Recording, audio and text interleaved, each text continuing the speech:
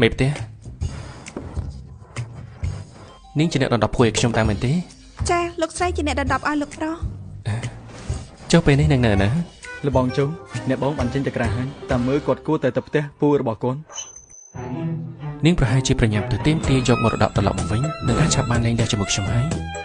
តែនាងទៅម្នាក់ឯងមែនទេបាន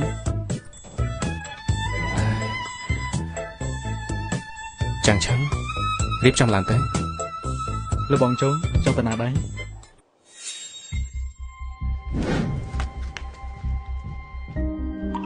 គឺខ្ញុំទៅជួយប្រពន្ធរបស់ខ្ញុំនឹងណាមានប្តីហើយមិនគួរទៅម្នាក់ឯងទេធ្វើបែបនេះបើសិនជាគេមិនដឹងគេច្បាស់ជាគិតថាខ្ញុំនេះសង្ហាតែរូបប៉ុន្តែចិត្តខូខើ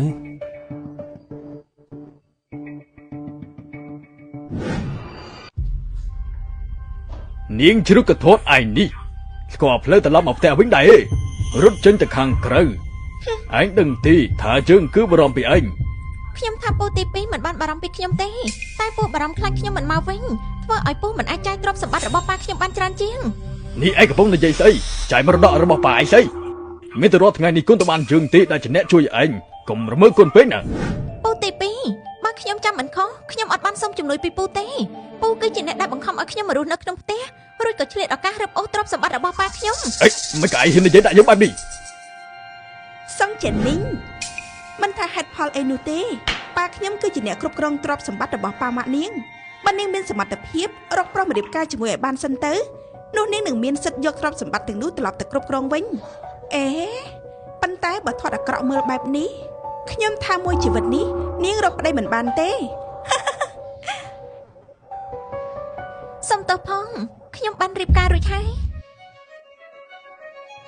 ថ្ងៃនេះ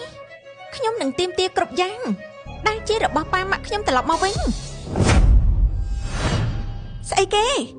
នាងរៀបការជាមួយអ្នកណាវាមិនអាចទៅរួចទេចង់ជិននីងឯងទុកយើងជាស្អីបានជាហ៊ានរៀបការដល់ប្រាប់យើងបែបនេះខ្ញុំរៀបការចាំបាច់អីត្រូវប្រាប់ពូដែរព្រោះយើងជាពូរបស់ឯងប៉ាម៉ាក់ឯងស្លាប់អស់នៅសល់តែយើងដែលជាឪពុកម្ដាយទី2របស់ឯងដូច្នេះបើរៀបការក៏ត្រូវមានការយល់ព្រមពីយើងដែរទៅបានប្រៀបដូចជាឪពុកម្ដាយហ៎ពូទី2កូនពូនិយាយបែបនេះទៅរួចប៉ុន្មានឆ្នាំចុងក្រោយនេះការចំណាយទៅលើអាហារសម្លៀកបំពាក់រួមទាំងឡានទំនើបរបស់ពូគ្រប់យ៉ាងគឺសុទ្ធតែជាលុយរបស់ប៉ាម៉ាក់ខ្ញុំទាំងអស់ខ្ញុំទៅវិញទេដែលជាឪពុកម្ដាយទី2របស់គ្រួសារពូស្ដាប់ឲ្យច្បាស់ណាខ្ញុំទេដែលជាអ្នកចិញ្ចឹមគ្រួសារពូអី